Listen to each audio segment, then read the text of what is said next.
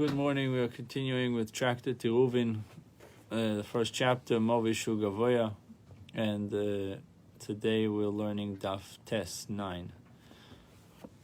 Meshucha utluya pochis megimel entzach lo v'ker acheres entzach lo v'ker acheres gimel entzach lo v'ker acheres.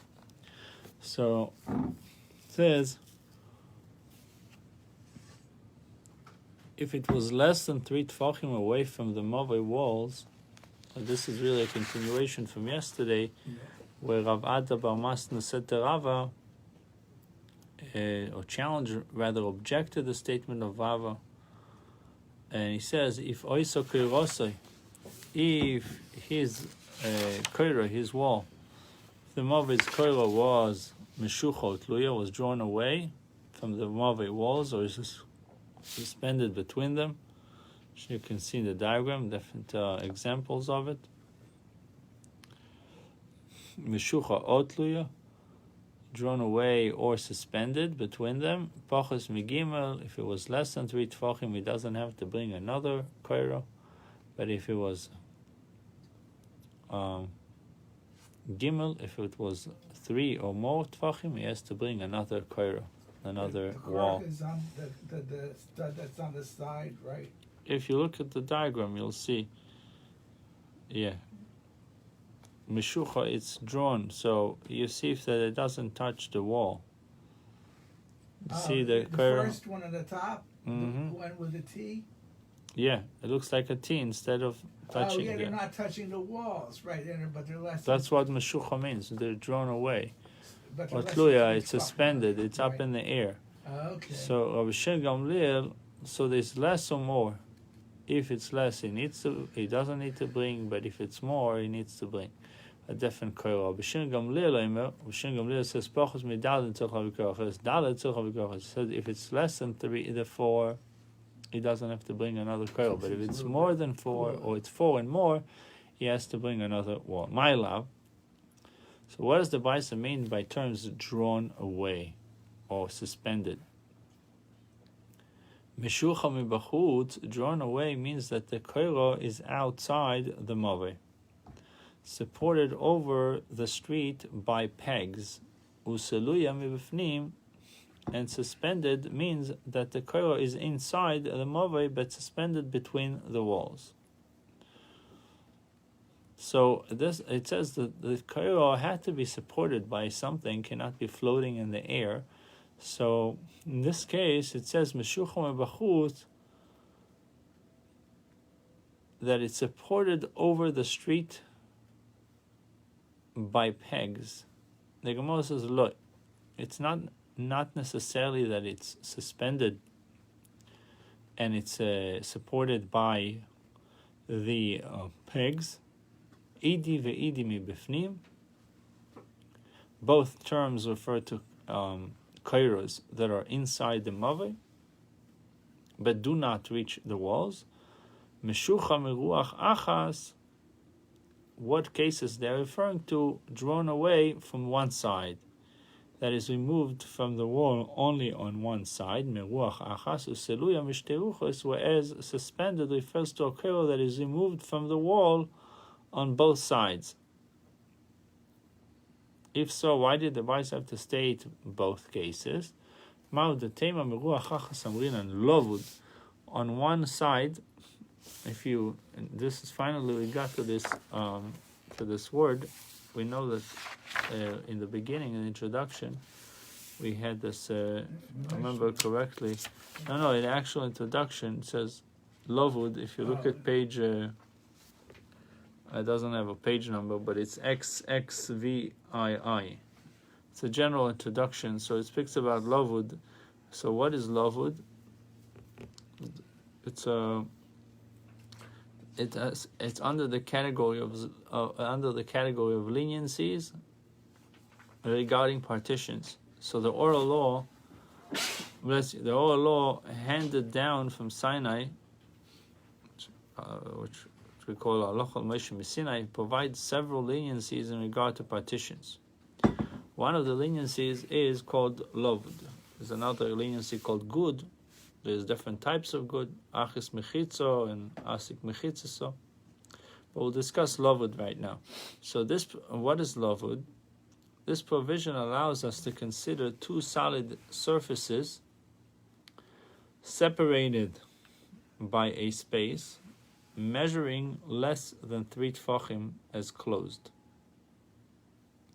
Again, so it's two solid surfaces separated by a space measuring less than 15 inches, less than 3 tfachim. Provision applies even to the thinnest of surfaces. A partition composed only of stakes separated from one another by less than 3 tfachim is a valid as partition. So I think of a mechitza that has stakes over here, separated from one another by less than 3 tfachim.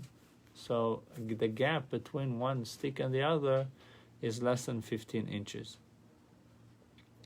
It's called valid partition. Similarly, a series of horizontal ropes or wires arrayed one above the other and separated from one another by less than 3 tfachim serves as partition if the whole arrangement reaches a height of 10 tfachim. Where are you reading?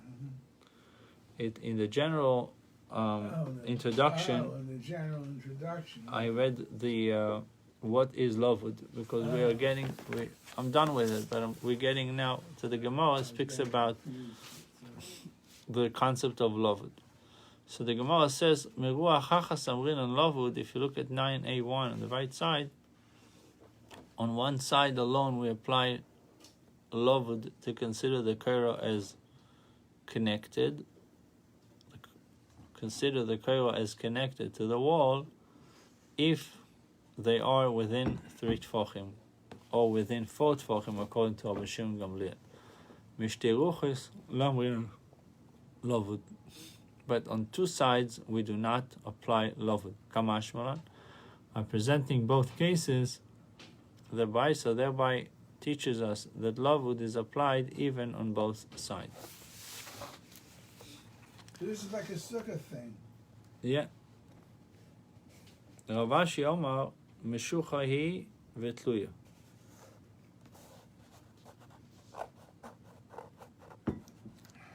Meshucha hi vetluya. The Baisa does not refer to two cases, but to a single kaira that was at the same time drawn away from the side walls and suspended above them. Ve'echi dami. How is this type of kaira supported? In a case where one thrust two bent L-shaped pegs, al shnei koslei mavoi. You can also see this in the diagram. She'ein begavon gimel. They don't have the height of 3 tfachim. Ve'ein ba'akmumison gimel, and was bent is not 3 tfachim. Ma'uda tema, oil lavud amrina no chavoit amrina. You might have said that we apply either lavud or chavoit. Lavud v'chavoit lamrina, but we do not apply both leniencies, lavud and chavoit, simultaneously. So if you look at number 10, you'll see what's the principle of chavoit. But the Gemara ends off with Kamash Malan. The Baisa teaches us that the kaira is valid in such a case, since both leniencies may indeed be used simultaneously. Usually they don't. In this case, they say they can be used simultaneously. So if you look at number 10, the principle of chavoit applies to roofs and states that when a roof or covering has an open space and there is a board above that space which could fill the open area, we view the board as lowered and filling in the empty space.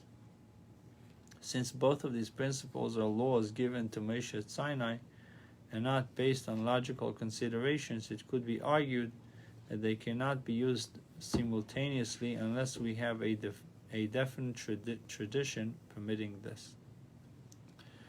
The Gemara now returns to the issue of carrying in the area directly under the Kairo. Tani Rabbi Zakai Kamed Rabbi Yochanan. Rabbi Zakai taught the following Baisa in the presence of Rabbi Yochanan. Ben lechaim v'sachas keiro v'sachas ha-koiro nidon ke-karmelis. Amar lei, Rabbi Yochanan said to Rabbi Zakai, Poik puk toni levo. Go and teach that outside. This Baisa text is corrupted. So what did he say to him? He said, Ben lechaim, lechi in plural, lechaim.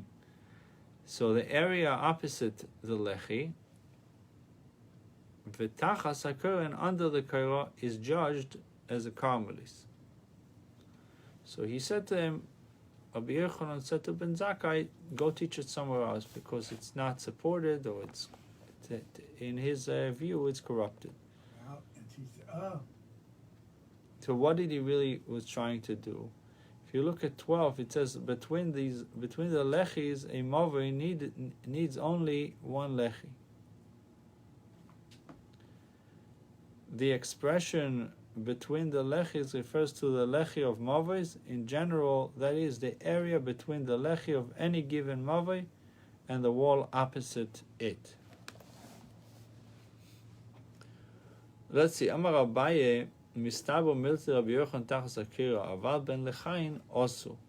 V'Rava Omar Ben Lechaim Nami Muto.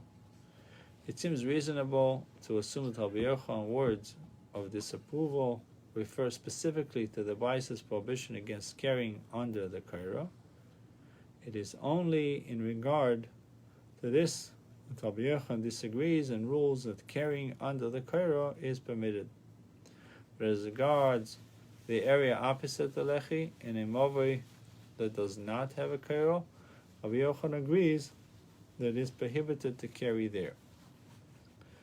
Rabbi Omar Ben Lechaim Namuta, opposite, carrying in the area opposite the Lechi is also permitted, according to Rabbi Yochanan, as he meant to take issue with both rulings of the Baisa. Am Rabbi Menashe Amitay. So he said, from where do I derive my position? So he answers from the Chiyosor of Dim Rabbi Yochanan. He came from Eretz Yisrael to Babel. He reported the following. In the name of Yochanan, Mokum Shein Bo Daled Al Daled, an area less than 4 tfachim by 4 tfachim, Mutar Lidmei, Rishus Harabim, V'nei Rishus Hayochid, Lechatef, all of it is permissible for people in Rishus Harabim, public domain, as well as people in Rishus Hayochid, in private domain, to adjust their loads on it. Adjust their load if they're carrying something, provided they do not exchange their loads. Which means that they do not transfer them from private domain to public or vice versa. So Rava maintains the area opposite the Lechi is an insignificant area, less than 4 tfachim deep, between the Rishus Har and Rishus Hayochid. Carrying there from Rishus Hayochid is permitted, according to Rabbi Yochanan, even if we consider it as distinct from the Mavri. Rabbi Amar Rabbi Menashe Amitay, Amar Cham Bar Guri Amar Rav, Teicha Pesach, the area within the entranceway of a Mavri, between the side posts, Tzorich Lechi Acher Latiro, it needs another Lechi to permit carrying in it. We see that Rav considers the side posts themselves insufficient to permit carrying in the area between them. There's no reason to assume that Rabbi Yochanan argues. V'chi teima deis beidaled al daled.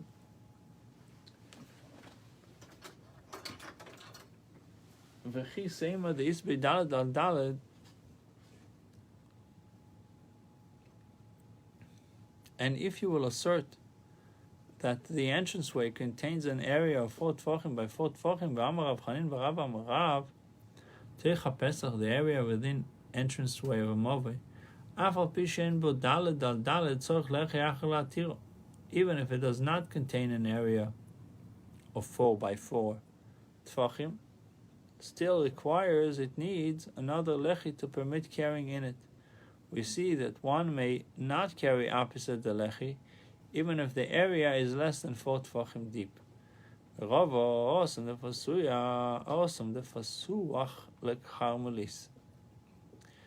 Rava, who asserts that Rabbi Yochanan permits carrying even opposite the lechi, will answer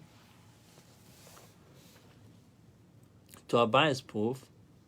Hosam the fasuach lekharmelis. There, where Rava prohibited carrying between the side post, even if they are less than 4 tefachim wide, it refers to the mavoi opens to a karmelis rather than a reshus sorabim abuts the mavoi's entrance. Okay, you with us? Yeah.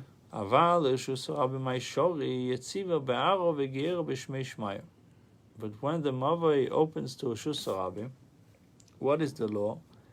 Is it then permitted to carry opposite the lechi? Why that would be a case where yetziva be'aro v'geiro b'shmei shmayo. V'geiro b'shmei shmayo.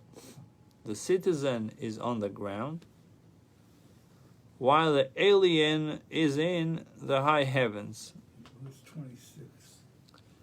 26, it says the logic seems completely inverted, similar to the topsy-turvy social order in which a country's alien are set high above its citizen. Who should have more importance in a country? The citizens. The citizens or the illegal aliens?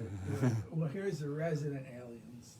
Even the resident alien, the one with the American passport should have certain advantages and priorities over the... Yesterday, this woman on my thing, she's like conservative. She says to me, she has a green card for 40 years. She says, why should I get my citizenship? I says, it's the same thing as, it's the difference between living together and being married. All right, I don't know I went off the topic, but yeah, since you brought it up. But also, marriage has its own benefits, so she's willing to give up on certain benefits. Right. Anyway, I had to go off. Sorry. Yeah, actually, David says that this Gemara is very difficult. So it is. And so it says. I think I saw it in the introduction to Eruvin. So it says that this Gemara is more challenging. But if you notice, everything is, a lot of it is in a way, the terminologies are repeating themselves. Right. Like, you understand the mavoi concept, the alleyway that has entrances. It would be better if you were here, so we could learn better. Yeah, Shmuel said you should come here, it would be easier. We have a board, we can make a... Yeah, we can make it, we can spread out, you don't have to worry, David. Anyhow, Good for you. but the idea of you have the concept of mavoi and a lechi and a koiro, it just repeats itself, but the Gemara brings different kinds of scenarios. So we have to kind of picture what the case is. But some of the diagrams would help. Yeah, there was a book I wanted to get, and I couldn't find it so far. Anyway, we'll get through it. Where are we holding now? So we're holding in a case of the topsy-turvy, right? We said what was in 26. He says that in 26 says the logic seems completely inverted. Why? Similar to the topsy-turvy social order in which a country's aliens are set high above its citizens. Usually the citizens should have higher or better treatment than the non-citizens. So how can it be that it is permitted to carry from Reshus HaYochid to an insignificant area that abuts the Reshus HaRabim, but not to that about a Carmelis, abuts the Carmelis? Yeah. Well, this is referencing to an area next to Reshus HaRabim, that it's not the Reshus HaRabim per se, and it's also not it's not a significant area. So the Gemara says And yes, it is indeed permitted to carry from a Reshus HaYochid to an insignificant area that abuts a Reshus HaRabim. I guess budding to a Reshus HaRabim, but it is forbidden when the insignificant area abuts a Carmelis. Why? Motza minas mino v'neor. This is a concept in Kashrus. One kind has found its own kind and been awakened. It's like if you're using onion, you're cutting with a knife onions, and then you clean the knife, but then you cut again an onion, so you re-arouse, you reawaken that sharpness. Okay. Fresh, if you have a fresh onion. Yes, one kind has found its own kind and been awakened. Since the insignificant area is closely related to the Carmelis, to the adjoining Carmelis, it merges with it, and carrying there becomes forbidden as well. So if you think about this insignificant area that is budding to a significant area, the insignificant remain insignificant, and the Reshus HaRabim, the public domain, remains significant. But if you connecting the insignificant area to Carmelis, they both become they both remain insignificant, and they become like as if one area, and that's why there's a little bit more stringency to the citizen, right, to the Carmelis, rather than the Reshus HaRabim in this specific case. Amar leRavuna B'Eder Rav Yeshua leRava, ve'at lo tisbiro devein lechayin asurim. When you say lechaim, is with a final nun, which is a double lechi, not lechayim, lechayin. Lechayin, yeah. On the top. Also, in Hebrew, lechi is also a cheek, meaning this part. No, this part. Your face. Oh, a cheek. Yeah, cheek. Okay, cheek. It's also if you say stirat lechi, means a slap in your cheek. Well, yeah, you got that already. Apparently. So over here, lechi is referring to the beam, the cross beam, but lechayin is a double lechi. Do you have the atlet is what the vein lechayin also? Do you not have to hold that carrying opposite? The lechi is prohibited according to Rabbi Yochanan.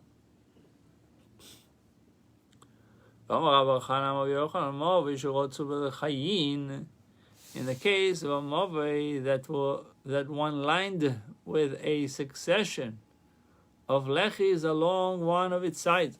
Pochos midalet. See again, what is the Gemara is telling you? You have to somehow picture this scenario, right? So what do we have here? Movie sheretzofa belechayin. You have a movie that one lined with a bunch of lechis, succession of lechis, meaning a bunch of lechis. If you look at the diagram, you can see in the block, those black little squares are the lechis. That's what they're referring as a succession of lechis along one of its side. Pochos midaled, leaving spaces of less than 4 tfochim between one lechi and the next. So each one has less than 4 gap.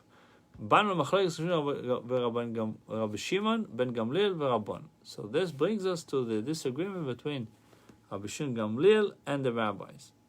The Tana Kama, who disputes Rabbi Shimon Gamliel, cited above in a brisa, whether lovud applies to the gaps of less than 3 tfochim. Because what is the idea of this lovud? And also we said another expression. What was the other expression? We said lovud and chavut, right? Chavut, v'chavoit. Lovud and chavoit. Now we said that these are leniencies, and that we have as a tradition from Halacha Moshe Sinai, right? From Moshe Rabbeinu. But the idea is that I'm seeing something, but I'm imagining it to be more, right? That's like virtual. Virtual, yeah. So over here it says that what is the machlokes between Tanakama who disputes Rabbi Shimon Gamliel, whether Lovud applies to gaps of less than 3 tefachim, or even to those of less than 4. Meaning, there is a gap, but I'm considering it as if the gap is not there because of the actual space between one and... Like, if you have... What was the example that they brought? You have stakes,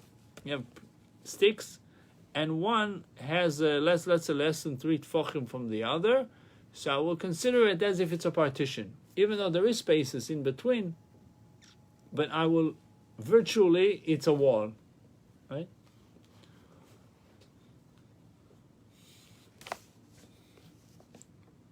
So the Tanakama disputes of Shimon Gamliel cited above in a Baisa whether Lovud applies to gaps less than 3 tefachim or even to those of less than 4. The position adopted in the dispute regarding Lovud will affect the ruling in the case of Lechi-lined Movei. Lechi-lined Movei is the case that we have in the bottom, the diagram that we have in the bottom.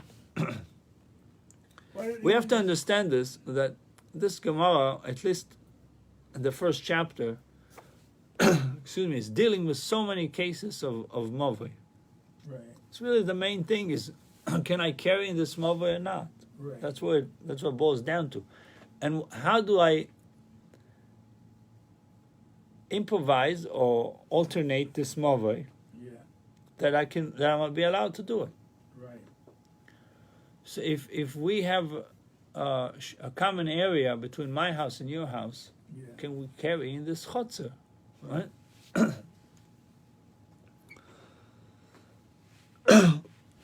Excuse me. Take a drink.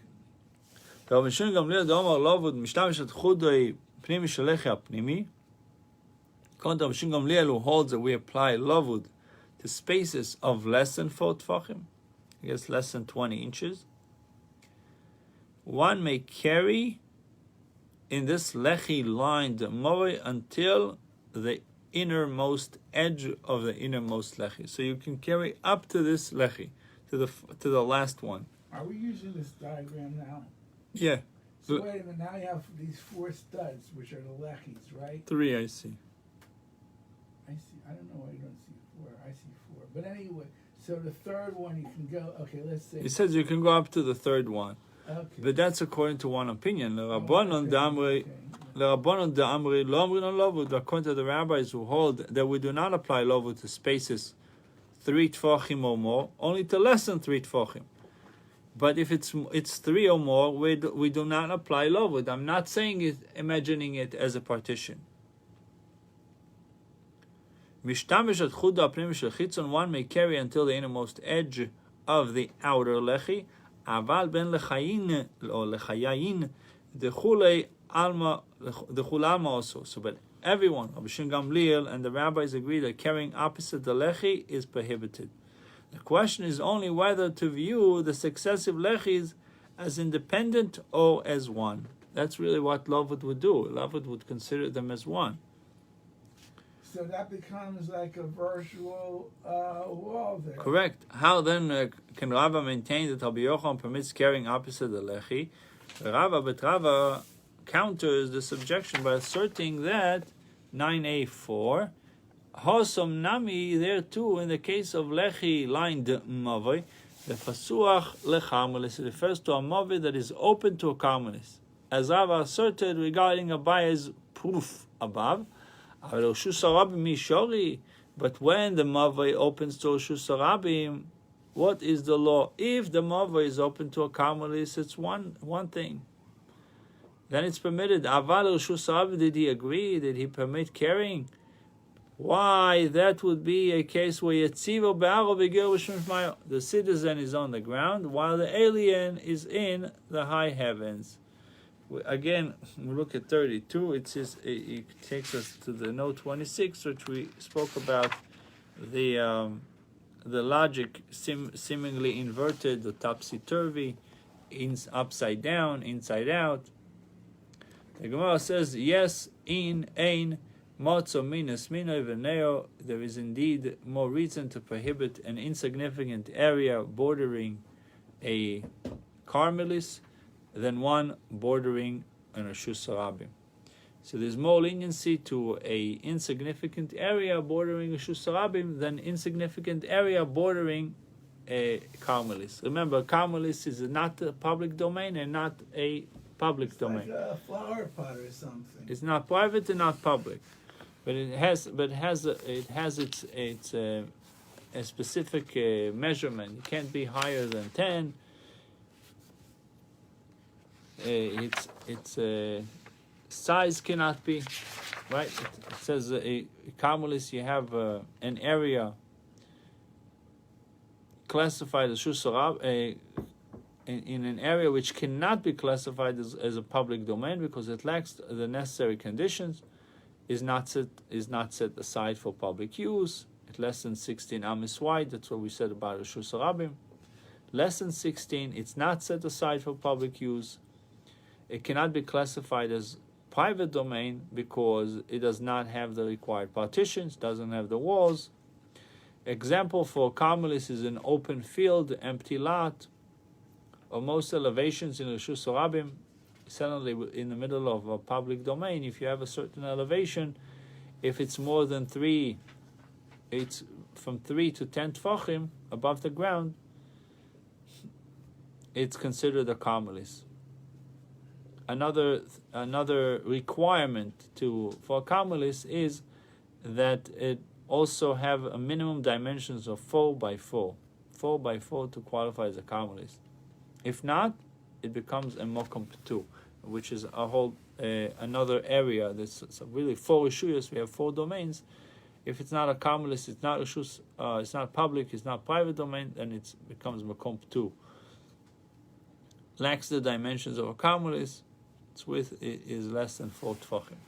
So the Gemara says over here, "Motza minus mina v'neo." One kind has found its own kind and been awakened. Since the insignificant area is closely related to the adjoining Carmelis, they merge together. It merges with it, and carrying there becomes forbidden as well.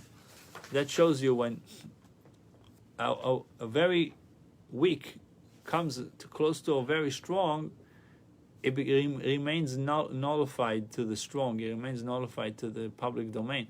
But in this case, the insignificant area remains insignificant because it's next to a public domain. But the 2 weak areas are coming together. For example, the insignificant area next to Reshus, next to a Carmelis, they merge together. So we're going into 9b1. An alternative response to Rav Huna, the sons of Rabbi Yeshua, proof against Rava. Rav Ashi Omar, make yourself familiar with all the different movies that we have in the diagrams over here. You can see the main emphasis is on the different types of lechis and how they are positioned in compared to the mavoi.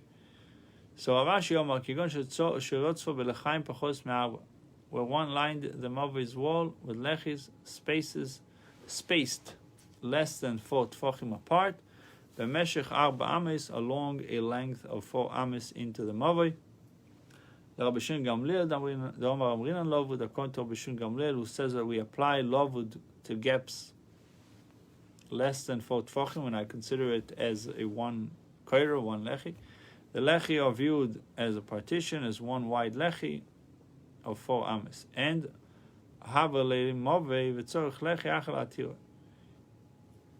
this wide lechi is the size of a move, and the move therefore needs another lechi to permit carrying in it. Since a move sized lechi 4 ames wide is not a valid lechi, then according to the rabbis who say that we do not apply lavud to gaps of 3 tfachim or more, the lechis are viewed individually. And the mavoi does not need another lechi to permit carrying in it, since the outer lechi is already valid. Now, it is the common practice of people to extend the front lechi into the street so that it is more highly visible and distinct from the mavoi wall. We can therefore assume that in the case of the lined mavoi, the first of the successive lechi protruded somewhat into the street. You can see in the diagram in the left, in the diagram in note 5, you can see how the lechi is protruding to the street.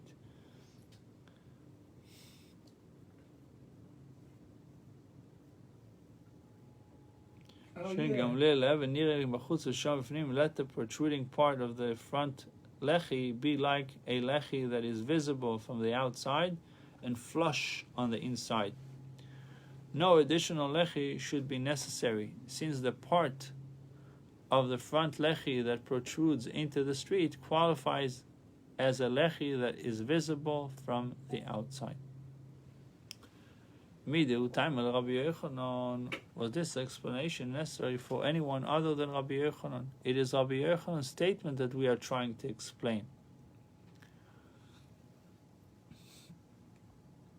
You look at number 6, it says Rabbi Shimon Gamliel never said explicitly that when lechis line the side wall of a mavoi to a depth of 4 amis, then it is forbidden to carry beyond the inner edge of the inner lechi. Rather, it was Rabbi Yochanan, as explained by Rav Ashi, who asserted that this ruling would emerge according to Rabbi Shimon Gamliel. So this is taking away what do you call it, like 4 feet or whatever, or like 12 feet. Yeah, if each one has a has. I'm going to go by the first one, and it's 4 amas. Yeah. I don't know. That's all right. Let's see where it goes. So okay, also Rabbi Yochanan, when Ravin came from Eretz Yisrael, he reported in the name of Rabbi Yochanan the ruling that Niram Bachud Hashem B'fnim and Lechi positioned so that it is visible from the outside and flush from the inside is not adjudged to be a valid lechi. Rabbi Yochanan's statement is fully consistent with Rabbi Yochanan's own view in the matter of a lechi that is visible from the outside and flush on the inside. Ordinarily, a person will position a lechi at the opening of a mavoi so that it protrudes somewhat into the street. In this way, the lechi is clearly visible both to those inside the mavoi and to those outside in the street as a rudimentary fourth wall. Crude or something. Crude. The Gemara discussed the validity of a lechi that is visible only from the inside or from the outside, but not from both sides. A lechi that is visible from the inside and flush on the outside, Nidon Mishum lechi, is adjudged to be a valid lechi. You can see it in diagram 8. How it's sticking also to the outside. It's similar to the other mavoi, but this one has only one, but this one is protruding to the outside. Nidon Mishum lechi. So it is adjudged to be a valid lechi. Niram b'chutz Hashem b'fnim, but if a lechi is visible from the outside and flush on the inside, Rabbi Chia v'Rabbi Shimon v'Rabbi, that's already in 8, the diagram to the right, which is visible from the outside, but not per se protruding from the outside, but flushing on the inside. Maybe it's flushing with the mavoi. Rabbi Chia, Rabbi Shimon, Rabbi Chad Omar Nidon Mishum Lechi, v'Chad Omar Eino Nidon Mishum Lechi. One of them says that it is adjudged to be a lechi, and the other one holds that it is not adjudged to be a lechi. Or if you look at number 9, see how the different types of lechis, A, B, and C. According to Rashi, all 3 illustrations are examples of a lechi that is visible from the outside, but flush on the inside. Somehow they all flush with the wall, but they're being done in a different way. Well, the advantage is you get the extra space as opposed to the diagram in number 5. Right. So this time the Rabbi Chia Udamar Nidon Mishum Lechi conclude that Rabbi Chia is the one who said that a lechi which is visible only from the outside is adjudged to be a valid lechi. So according to Rabbi Chia, it seems like he wants it to be visible. It needs to be noticeable. The Tani Rabbi Chia told the following Baisa: if part of a mavoi side wall is indented, Yeah. Bein Shanira, you can also see in the diagram, you can see the indentation. In Mavoi A, I believe. You see Oh yeah, right at the front. the front. So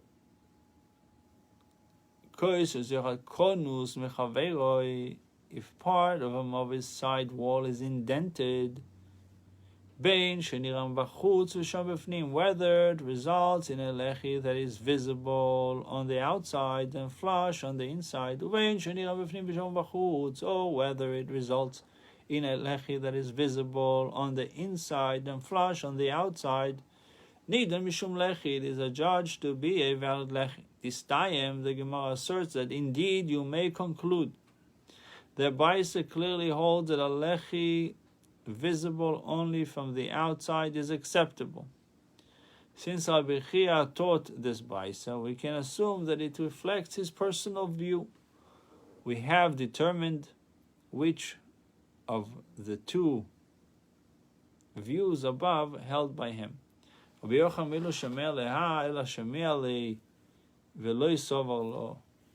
was not this Baisa known to Rabbi Yochanan? Rather, he knew it. The Gemara says it was known to him, but he does not agree with it. Rabbi Chia too does not agree with it. Hi, Mai. So what sort of argument is this? Rabbi Yochanan does not agree with it, so he didn't mention it, did not teach it. But Rabbi Chia, if it is so that he disagrees with this Baisa, why did he teach it? We understand when you don't agree with something that you don't teach it. But if you don't agree with it, why did you teach it? Therefore, we can indeed conclude that Rabbi Chia is the one who held above that a lechi visible only from the outside is valid. And by elimination, that Rabbi Shimon, the son of Rabbi, is the one who said that it is not valid. So according to him, according to Rabbi Shimon, the son of Rabbi, the lechi needs to be visible from the inside and outside. But according to Rabbi Chia, he said that the lechi visible only from the outside is still valid. Meaning it's valid and therefore you're allowed to carry inside the mavoi. Mavoi that has this type of a lechi, you'll be allowed to carry in it. So the Gemara continues the discussion of a lechi that is visible only from the outside, from outside the enclosure. If it's visible from the outside and it's flushing on the inside, Nidan Mishum Lechi means it is adjudged to be a valid lechi. I consider it a valid lechi. Rabbi Ravuna rules in accordance with the view of Rabbi Chia, as we just mentioned. Amar Rabba umusvinan ashmatin, and we challenge this tradition of ours that a lechi visible only from the outside is valid from the following Mishnah, which seems to contradict it. Now you can see what a small chotzer that opens up to a larger chotzer. It's like a courtyard that opens up to a bigger courtyard. You have a smaller one that opens to a bigger area. The bigger area is the large one is permitted. G'doilo muteres, uketano asur. So carrying in the large area is permitted. Carrying in the small area is prohibited. Why? So the Gemara answers because it is like an entrance to the large one. It is considered auxiliary to the large one, just an opening to the large one. Look at 16. The case involves two chatzeros, two courtyards, that have their own eruv chatzeros, that have their own eruv, but do not share a joint one. It is permitted to carry in the small chotzer from it. However, it is prohibited to carry in the small chotzer because it says, in the case involved two chatzeros, we have their own that have their own eruv chatzeros, but do not have a share joint one. So each one has its own eruv.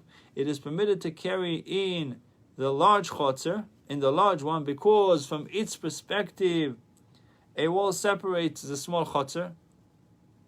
There's, to see if you look at the diagram, if you look at dotted wall, so therefore it's not a real wall, but it says from its perspective there is a wall separates the small chotzer. So However, you can't carry. Right, so you can carry in the large chotzer, but you cannot carry in the small one. However, if it is prohibited to carry in the small chotzer because from its perspective it is not separate from the large one, but completely open to it, therefore the lack of common eruv causes carrying from the small chotzer's houses into the chatzeros to be prohibited. Let's see. So we have, the Gemara tells us that you are not allowed to carry in the small chotzer. You're allowed to carry in gedolah. Why? Because the small one is just an entrance to the bigger one. Now, ve'imiso, but if it is so that the lechi visible only from the outside is valid, then ketana should be okay. The small one should be also fine. If a lechi that is only visible from the outside is good enough, then I should be able to carry also in the small chotzer. And carrying in the small chotzer should also be permitted. So the Gemara says that it's not just a lechi that is visible from the outside. We're dealing with a lechi that is visible from the outside and flush from the inside. Look at 17. See diagram. The two wall. You see how it's sticking out in the diagram in the very bottom to the right. Yeah. See diagram. It says the two wall segments should qualify as valid lechis even from the perspective of the small chotzer, since they are visible from without. Since the Mishnah nevertheless prohibits carrying in the small chotzer, do we not see that this type of a lechi is invalid? So it's invalid for the small chotzer. Since the lechis that are visible from the outside are not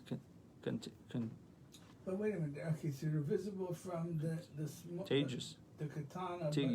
Contiguous. 1 second.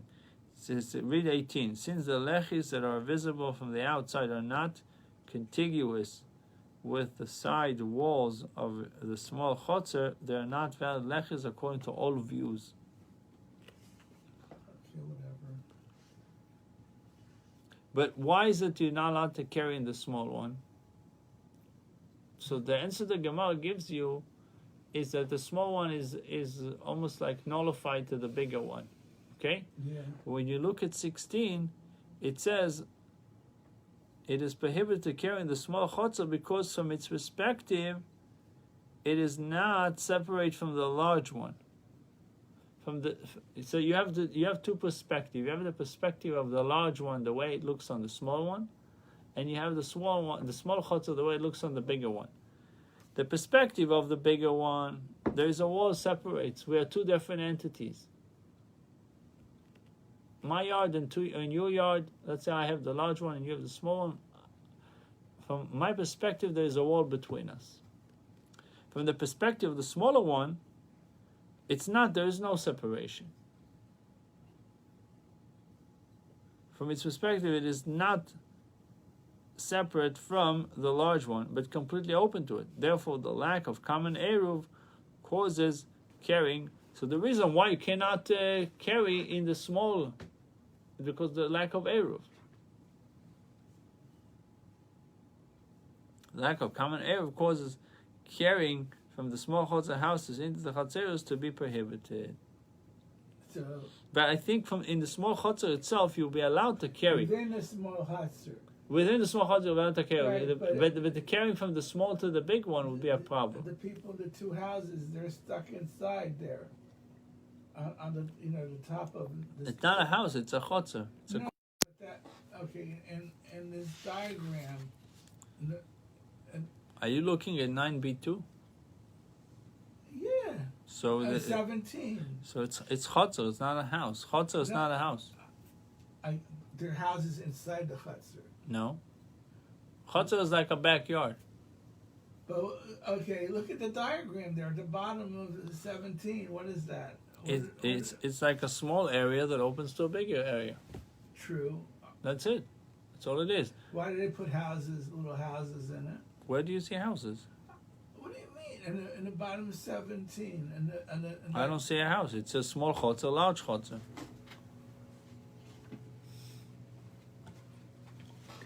What is this? Oh, they have completely different diagram. Oh, no wonder you think I was Michigan. Yeah, I didn't understand what you were talking about. Didn't think you're crazy, but I didn't think we were talking about. Oh, like that. I see the problem.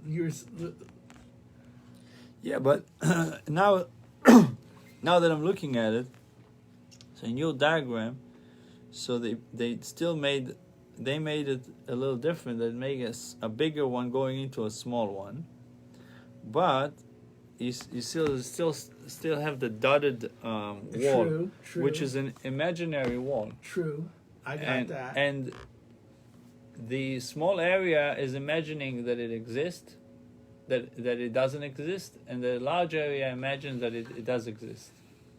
It's each one imagining something else. Each one has a different perspective. So I guess your Gemara is newer than mine. Yeah, it could be. You know what? I put this Gemara in 1992. I remember. So the point is that your diagrams are much more, I would say, are much more descriptive than mine. But the fact that there is houses inside this chotzer doesn't change anything. It's what about the area outside the house? We're dealing with the area outside the house. It's like the lot itself, the lot that's around the house. Right. Can you go in between the houses, around the houses? Can you hang out carrying over there, carrying making things? it like it's like two separate arrows. I don't know what kind you have. So this one has. I don't know if you can see it, but this one has this type of diagram. And my Gemara has just this type of I'll be right back. diagram. I'll be right back.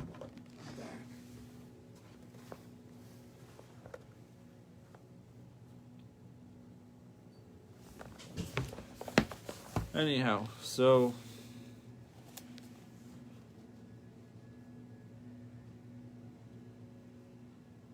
we have two perspectives.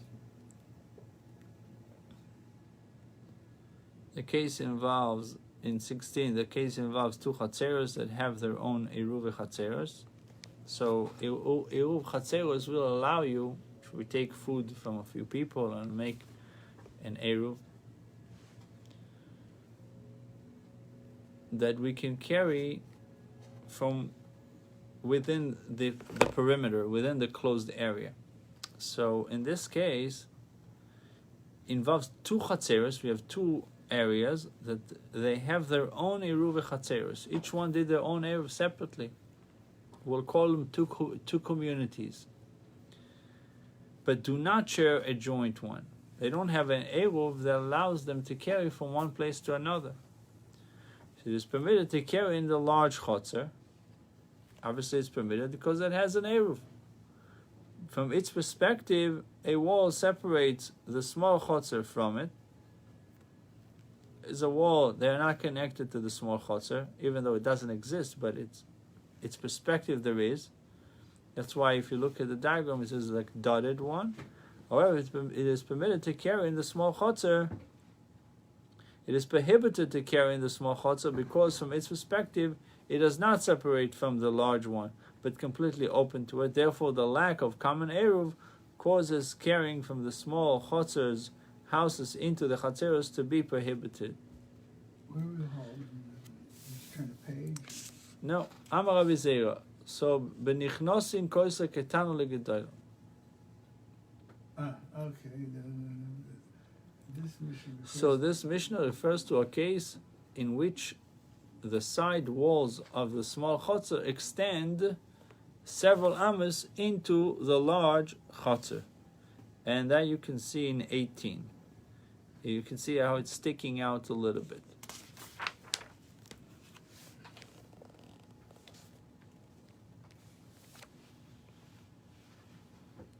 Okay, there's also extensive explanation over here on the different size of the different shape of those chatzeros. Nevertheless, apply the rule of lavud and let it be permitted.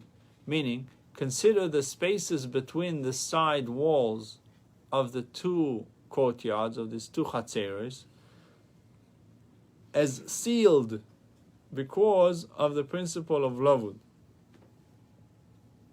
If you look at 19, it says the Gemara at this point assumes that less than 3 tfachim, less than 15 inches, roughly, separate the side walls of the large chotzer from those of the small one that extends into it. The reason for this assumption are explained in the Gemara shortly. Accordingly, the rule of lavud, which views gaps of less than 3 tfachim as closed, that's really a very good way to explain lavud. Gaps that are less than 3 are considered not gaps, are considered as one area, considered closed, allows us to view these spaces filled in, and thus they should be qualified as a valid lechi. So then this becomes one large chutzner. That's what the Gemara is trying to say. Maybe we should consider it lavud and it's closed and therefore should be permitted. So the Gemara answers, and if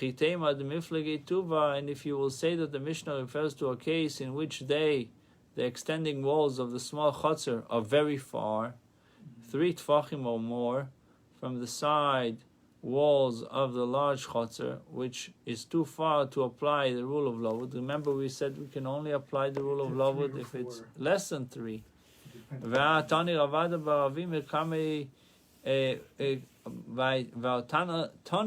Rav Odo bar Avimi kamed Rabbi Chanina. Avada bar Avimi taught the following advice in the presence of Rabbi Chanina, which shows that the case of the Mishnah concerns walls that are separated by less than 3 tfachim. Ketano be'eser gedelo ba'achas. Ketano be'eser. The small chotzer referred to in the Mishnah is 10 ames wide. That's what ketana is.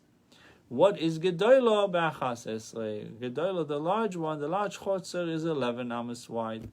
Assuming that the small chotzer is centered between the walls of the larger one.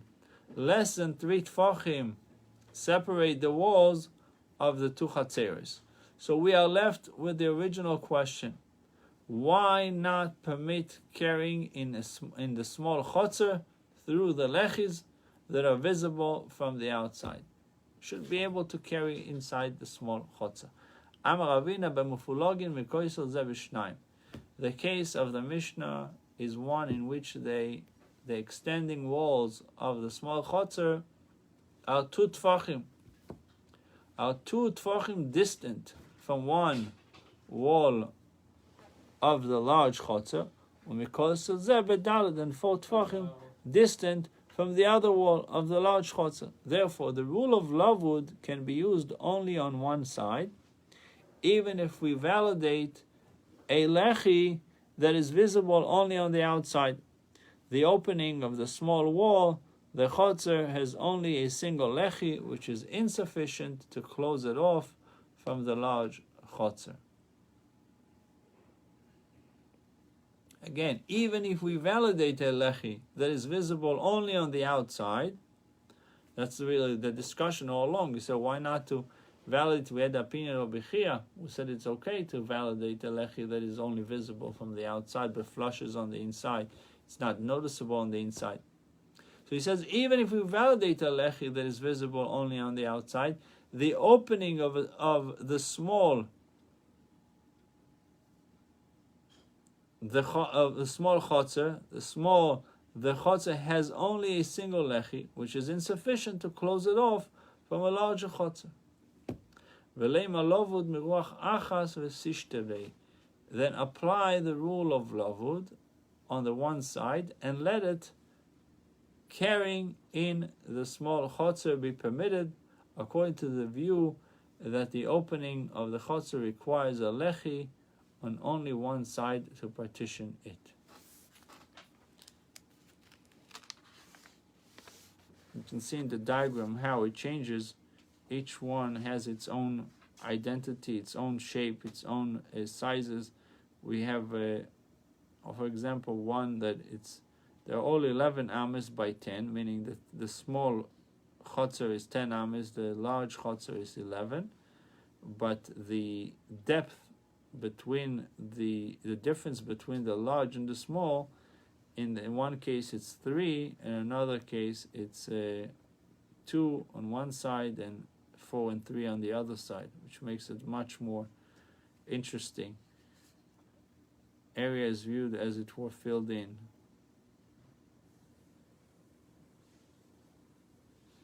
So in this case, only the 2 tvachim is viewed as filled in, and the 4 and 3 are not. In the diagram 22, it says, unlike the questionnaires' assumption that the Mishnah refers to a case in which the small chotzer is not centered between the walls of the large one, therefore only one side of the small chotzer is closed, or is close enough to the wall. It's close enough to the wall of the large chotzer to apply the rule of lavud, that I'm considering it closed. So we're going into 10a1. Rabbi the Mishnah reflects the view of Rabbi, the Omar, Ba'inan Shnei Fasin, who says that we require 2 side posts, 2 lechis, to adjust the entrance of a chotzer, one at each side of the entrance. The Tanya, it was taught, chotzer niteres v'pasechod, Rabbi Ima b'shnei pasin. Carrying in chotzer that opens to a shus rabim is made permissible by one side post, placed at the entranceway to serve as a lechi. Rabbi says by 2 side posts. The 2 lechis must be placed at the entrance on one on each side of the chotzer's entranceway. We'll continue, God willing, tomorrow. We'll learn Shulchan Aruch shortly. Those of Shabbos.